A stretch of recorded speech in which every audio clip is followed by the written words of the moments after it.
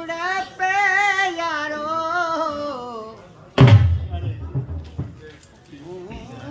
ਕੈ ਵਕਤ ਬੜੇ ਪੇ ਯਾਰੋ